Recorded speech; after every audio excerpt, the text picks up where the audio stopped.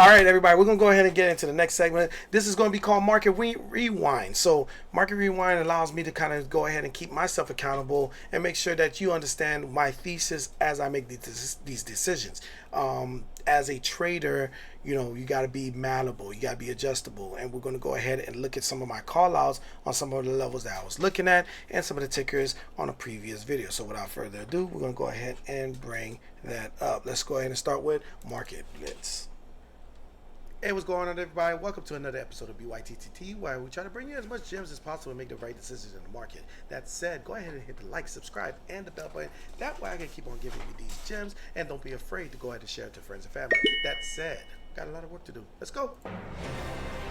Hey, good morning. My name is I am very happy to be here so I can bring you Market Blitz. Hey, what's going on, everybody? We're going to go ahead and give it a news, so please pull out a pen and a pad because it's coming in hot. The first topic we're going to talk about is Lilly. Eli Lilly got a little bit of new competition coming in, and it's at its all-time highs at $966. Now, it's up 38% for the year, and it's currently trading at 804, so we're going to see what happens with this competition coming in play. Now, the next topic we're going to talk about is Bank of America. Now, Bank of America is in an interesting spot because Berkshire sold $2 billion worth of shares and currently still owns $41 billion. Now, it's up 20% for the year and currently trading at $41.73. So I would love to see what happens with this downtrend that it's on right now. If it could go ahead and hold this support and continue on this trajectory, maybe even test this level here, I can see a nice little bounce and continue to the upside and at least test the high of the year, which was around $44.39. Now, the last thing we're going to talk about is Apple. And are they the apple of my eye? We're going to find out because they just went ahead and raised its price target to $256 and it's currently trading at $217. Well, we'll see what happens with this iPhone cycle, and that is the Market Blitz. Let's see what happens with the iPhone cycle now. Yes, absolutely. So as we go ahead and get into this one, so Apple, let's start with this one. So Apple, it really looked like, because again, I made this call that I'm not sure, right? I didn't really give a real direction. Price target is raising, but we're in a downtrend. So if the price target is raising, then that means this uptrend, let me get rid of this line. This uptrend needs to kind of like hold, right? We need this line to kind of hold at this point. So where it is right now still makes me think that there is some more downside. The reason why is because of this hammer at the daily. We tried to break out of the downtrend, could not break out of the downtrend. I think all of these individuals are going to get liquidated, and I will not be surprised of it being under 214. Bank of America. Bank of America, I said, if it can hold that line, the close below, I should fix some overnight puts. Just it couldn't hold that line. And again, Berkshire is selling off shares. We don't know if they're continuing to sell off shares. They just tell us where they did as of that reporting. And because they have such a large stake, I would not be surprised that they trim some of the fat. I just don't see why being exposed to the market when we could be doing a whole entire rotation, especially JPM ran, PNC ran, all their peers ran. Let me show y'all Citi. Here's Citi, bang. Here's PNC, bang. That reminds you, PNC, I was looking for reversal, but when I saw how toppy that top was, I was like, I missed the ride. Oh well, it is what it is. Here's JPM. This is the one I put on my bull case, and I was like, it just needs to hold the levels. They could not. So what makes Bank of America anything more separate? So I do feel like Berkshire had a little bit of a taste of, all right, we got an idea that this is probably going to come down. They didn't influence the market. They steadily got out of their position or shaved off the profits that they were looking for. And now looking at where it is now and with JPM being under 200, yeah, Bank of America, I can see you really start to test some of this level. It just needs to hold $34. I will not be surprised that Berkshire has an order to buy up some more Bank of America at $34. Not what they sold, not the amount of shares they sold, but start scaling their sales in, because that's how they were operate. They just nibbles. And when all the nibbles are done and they got a big profit, they're like shave. That's one day One day I'll be there. One day I will be there. All right, so let's go ahead and go to the last one. That was Lily, right? So we talked about ABBV before, and we explained how Lily could be effective here. I did not see anything more positive because a lot of this was driven on their is it Monjaro? Whatever it is, their diabetic weight loss drug that everybody's racing, and it's like an arms race of I need to have that type of competition to compete with some of these other companies. Now, that's what they're doing now. So everybody's coming out with their own version. Some are saying they can get you to lose weight faster than the other, which sounds like a Weight Watchers scam, but that's a whole other conversation. And yeah, that doji right there does not tell me that they want more upside. So I see Eli Lilly testing 800 again at the very least. Maybe getting into that 760 before it really bounce. They do have earnings coming up. They need to knock this out of the park. 275 versus 258. That sounds like steady the course. If they give a good surprise of at least maybe double digits, maybe 10%, 12%.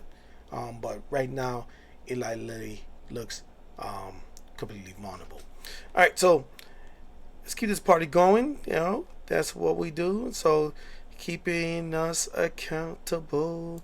All right, this was Horns versus Laws last week. All right, everybody, we're going to go ahead and move on to the next segment. I hope you enjoyed the show so far. If you do, go ahead and hit the like, subscribe, and the bell button. Go ahead and share it with your friends. That said, we're going to go ahead and get this party started. Okay, you want to jump into the stock market, that's fine. Come on armed at your own peril. So I'm here to prep you before the battle begins this week at Horns versus Laws. All right, everybody, we're going to go ahead and get right to it. We're going to start with the Bears. Now, they are clawing down the market, trying to hold it down, and you can see with First Solar, I already told y'all last week that they went ahead and tried to attempt to get to that fair value gap, and that's what they did. They really started filling up that gap off of that drop that they had on last week. Now, I did not take this trade, but this was a very interesting one for me to kind of keep an eye on, and you can see that we're starting to get into that symmetrical triangle. Is it going to break out to the upside or break out to the downside? That we're going to have to find out as the market continues this week. Now, the next one we're going to talk about is DDOG. Now, DDOG is getting some of the flaws that's being hit with CrowdStrike. There's a lot of cybersecurity issues. I should have played this one. Oh my God, I should have played this one. I think they get a little bit of a bad rap because of what CrowdStrike did. But that one will be cleared up. We're going to see what happens with that one. Broke that 200. Alcoa has not hit my target. I have a target down here about $30. It hasn't got down to that level, so I'm going to wait till it gets there before I consider being a little bit bullish and try to attempt to go ahead and pull up to that side. Now, Costco looks like a head and shoulders. We already can see this kind of planning out. And if you look at it, this is the angle that we need to break if we're going to go back to the upside. That said, until that's set, that Alcoa looks good. To get down to like 787, 79, 80, 90, and that would be a good spot to kind of get a nice little bounce. Now, Microsoft, again, going back to that whole CrowdStrike situation. Microsoft needs to fill this fair value gap. Was it CrowdStrike fault or was it Microsoft fault? Can people pick this back up saying, hey, you know what, since it was CrowdStrike, it's not really Microsoft, I can go ahead and invest back in? Maybe. But that said, I'm staying away from Microsoft because, of course, there's a tech sell-off, and if it breaks this level, I can see Microsoft around $400. Now, Trade Desk is in a very interesting spot, too, because if you go to the 1 hour, it kind of looks like a bear flag, right? So we're just missing the breakout. So come back to the daily, it looks like it could come back for the fair value gap inside the daily. If it does fill that up, then you're going to have a little bit of an issue on the bear side. But on the bullish side, that could probably fill this level. I'm looking for this to break down, come down to the 200 moving average around $84, $85. Let's go ahead and move on to the bulls. Now, if we go ahead and look at this one, $85. I am a beast with this. The first angle on this one was kind of a little bit sharp that had these touches. Oh, but if you look at it, we readjust. This is it, and then we have a nice little breakout here. So if we look at Home Depot a little bit more, you probably could get a nice breakout and to take to that upper side here, and that's what I'm aiming for. Then you got IWM. It's kind of curving. It ran up, but then they took their profits. Let's see what happens there. DR Horton is starting to really hold its support roughly around that 170. Maybe try to aim for new highs. Let's go ahead and get into Sherwin-Williams. Now this one is in the industrial specialties, which is basically your paints and everything else. So this one is going to be very interesting at where it is, because we had this nice little doji here, and it just sprung and it's holding after earnings. So that said, I want to see this maybe get around that 360 level before it starts to really pull back. Now, the next one we're going to talk about is JPM. JPM is part of the whole financial sector, but they are the leaders in financial. So they had a nice little support over here in this order block, kind of kept on bouncing, got a nice good angle here. The only thing is we have broken the uptrend to a certain degree, and I want to see what happens. And that's what I was saying. We broke the uptrend. Or do we reject and we start to kind of put in that head and shoulders like some of the other tickets like Bank of America? Last one we're going to talk about is ABBV. ABBV is another one that's competition to Oh my God, I should have took want to see this. what they do with this fair value gap, because what they did, they used the fair value gap like an order block. If we continue this angle, we're probably going to go ahead and get into that 190 level. And that right there is your horns versus claws. At this point, my horns versus claws is so on point that I'm ready to just take every single one of them, but I'm not gonna be that reckless. Let's go ahead and get to the charts. All right, this thing is over here tripping. Let's go ahead and switch this up. Let's get to the charts. Let's just go to the charts. Oh my God, look at that ABBV chart.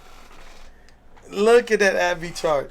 We're talking about closing that Friday. We closed at 185, and that was a $4 move to the upside. Now, depending on what IV was and which contract I end up choosing, this was going to be a very solid trade, especially knowing that Eli Lilly is coming on the downside. This was like that, kind of like they're taking money from Eli Lilly and they're giving it to AbbVie. This was a perfect example of that.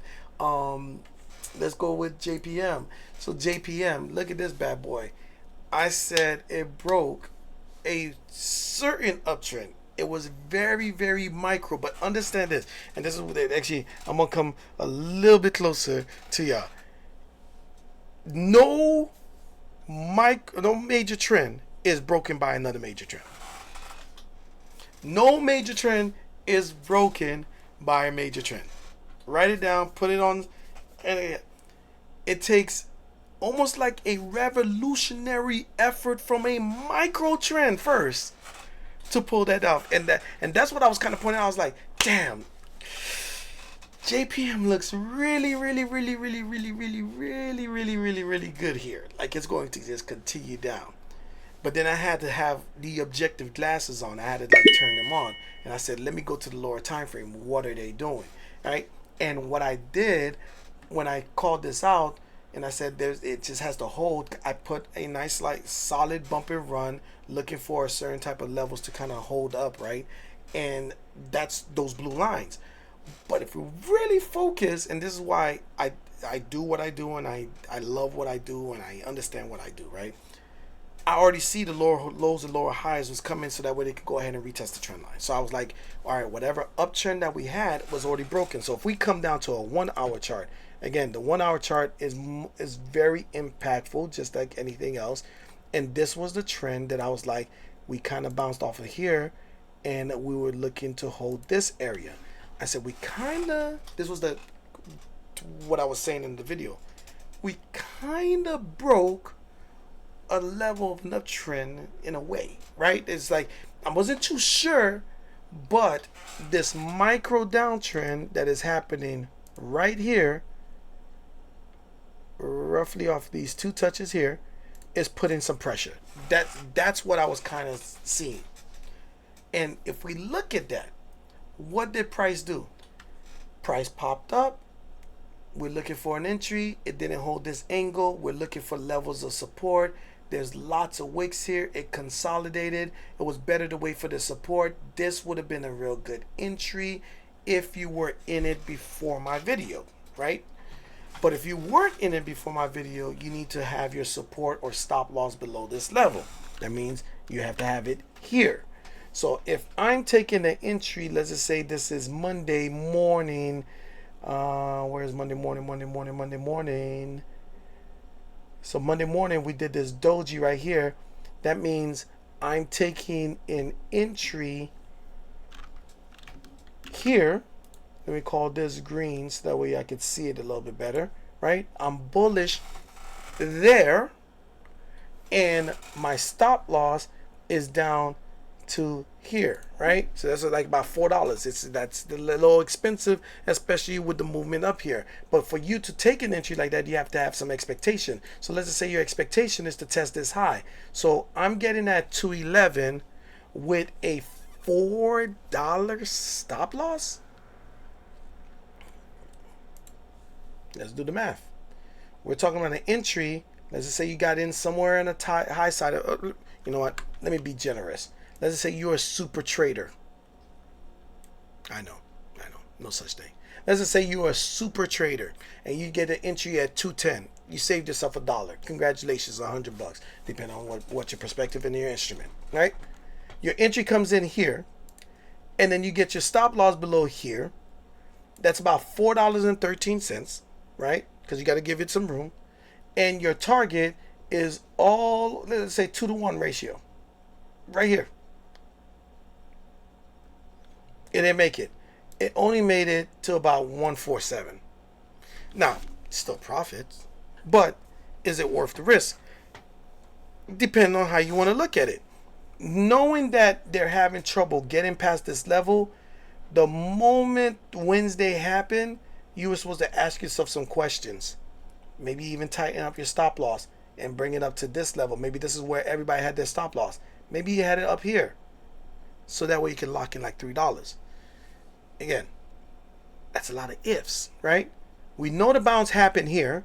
We know that this could continue, but we have this downward angle, especially if we draw our lines the proper way. It needs to break above here. It breaks above here. Now you can put your stop loss into profit. Maybe you pushed it into here. And then you got stopped out. You know what? It is what it is. I'll find an entry when it finds support above the breakout of this trend. However you want to do it. But this was a warning shot, even though this thing was completely bullish, for me to at least have a bearish perspective in the event that it doesn't follow my bullish thesis. And this is exactly that. And that's how you should do. This is how you should walk into every trade. All right. Now, next one was Sherwin-Williams. Sherwin-Williams. When we look at this chart from the daily perspective, when I made that call out, it closed at 350. It needed to close strongly above so that way it can really take out the 350. It did not. It just kept on slowly trending down. You're starting to see the MACD curl over. It's not the best trade, but you probably could have got a small profit or small loss on this one along the way of that. DR Horton, I kind of flashed through, but I was looking for them to hold a low support on that order block, and it just could not really hold of that 184, 185. Put in a couple of red candles, and it's back inside of that order block. Not a fan of it right now. I think it needs to reset some oscillators before it goes bullish again. IWM made a nice little gap down. That's all the impact of all the sell off of the month. This is just epic in its design. I do think they might refill some of that gap. I don't think they're going to refill all of it, especially not the fair value gap, because I do think there is a little bit of a cycle rotation and there's a lot of cash in there. So those that got in early on IWM has taken their money out of the market. I think the IWM goes a little bit lower before they put their money right back into it. I think the IWM is going to do really, really well towards the end of the year when it's all said and done. But right now is just not the time to be bullish on IWM. Home Depot did exactly what I was thinking of. It was breaking out of a trend. I like what it was doing. If I did take this trade, it probably would have been somewhere around here and about $12 move, 3%, give or take. So it wasn't impactful for me. That's why I didn't take it. But for those that was going to take this trade, or you were inside of this and you love your Home Depot, it was a nice solid trade until they started taking profits, which was that Thursday, and then Friday it just made sense to really start to scare yourself out. Did I do the bear side? I don't even know. I kind of went into detail on that one. Let's go back to the bear side. Oh, I did not, because it was one of the first ones. Yes. All right. So TTD on the video, I said $84. This thing hit $83. Only one deviation in the money. I was playing a lot of cues. I'm redefining my whole entire trading identity. I am primarily, utterly, unequivocally, and unapologetically a scalper. I love my ins and outs, catching that pop, the energy, adrenaline pumping in, lower time frames, all of it. I just love every aspect of it. But that experience has let me know I still have to have some swing trades there. So this one would have been a really, really good swing trade for me to take. Microsoft, Costco, and TTD was in this bear side at that time, and this one was the winner out of the three, right? It did a solid, nice break of that trend. Bear flag breakout. If we go to lower time frames, they gave a lower retracement. They even put an inside bar to try to get the reversal. Then they liquidated the bulls that stepped into that side as well. So solid drop.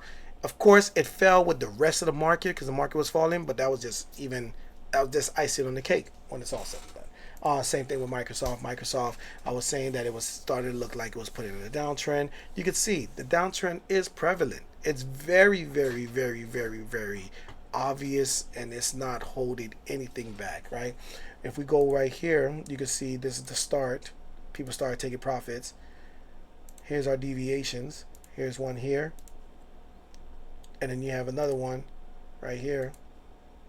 I kind of messed that one up. And now this is the downtrend that you should be concerning yourself with in the event that Microsoft just continues to go to the downside. Maybe it breaks $400. Maybe it doesn't have a run up after dividends. Maybe their acquisition of Activision wasn't the best. Maybe their partnership with ChatGPT gets downgraded from the analyst. I don't know. I don't care. I'm just worrying about the chart because it did recover after they started putting blame on CrowdStrike. That's those green candles that you kind of see right there. And all they did is bait everybody to think, oh, well, I'll just move money from CrowdStrike and put it in Microsoft. Oh, wait, what the hell? We dropped another $30. Read the charts, folks. Read the damn charts. All right. Anyways, moving on. Costco. I did not want to short Costco. I did not, because it is a monster. It is a beast. This is a very, very strong company, and their earnings are solid, and they do give out dividends. This thing has been on a monster run, damn near $1,000 a share. That said, there has to be some profit taken. I do think that there is some weakness. I don't think it's ready for that weakness yet. I do think that they're going to have trouble getting above 840, but they can go ahead and keep the party started. I'll keep the party going the moment that it breaks 840.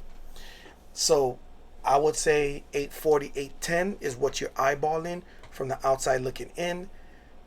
Generally speaking, I think they're going to reset some oscillators and it's going to go ahead and continue down.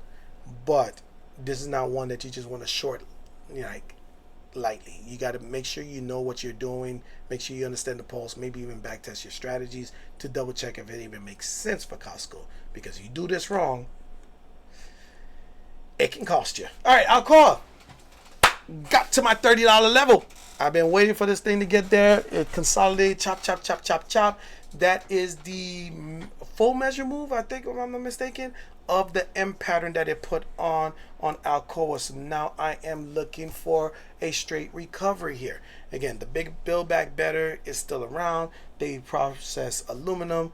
We got aluminum sidings, all types of, there's aluminum in almost everything that we have in infrastructure. I don't think this is going to go away very far. They got dividends that's going to be paying out very soon, and where it is at the lower register on a lot of these oscillators. I could see a nice little pick me up, maybe come back and retest 34. So this is not something to be bearish right now, but the opportunities were there. DDOG. I should have took this one. Actually, I should have took everything on the bearish side because I was bearish throughout the whole entire market, and every one of these panned out. DDOG is a victim of circumstances. They were not responsible for the stuff that happened with CrowdStrike, but because of the space, they don't know if there's other vulnerabilities there. And I really think it was a tech that just screwed everything up without me going into complete conspiracy theories, assuming that they just made the tech do it, and then they made the stocks come down so that way they could cash in and make their puts. That's a whole other conversation. But DDOG is a victim of circumstances. It can make some lower lows here. It might even fill the gap down to $85. It's very, very possible at the pace that it's been moving down, especially with the bear flag breakout. when they could not fill the gap to the upside. So there's bears out of that gap that's still in there, and there's bears on that overnight gap on Thursday to Friday that's probably in there. Look for a retest around that 100 level. Maybe get a nice little bounce, come back to 107, but generally speaking, it does not look good for any upside. First Solar. Listen, I don't want to see the demise of this one, but I think it's going to break $200. I think the consolidation that we're in right now, if I can get myself a nice, really, really good price somewhere in that top side area close to that trend line, I may short First Solar. There's going to be a little bit of profit taken on the put side. I can see that with that one, but I'm looking for this bull flag breakout to completely play out. And right now we're consolidating under the trend line, and I think this is going to be it. So that said, keep First Solar in your radar. All right, that's that. That is Market Rewind. I hope y'all enjoy that part.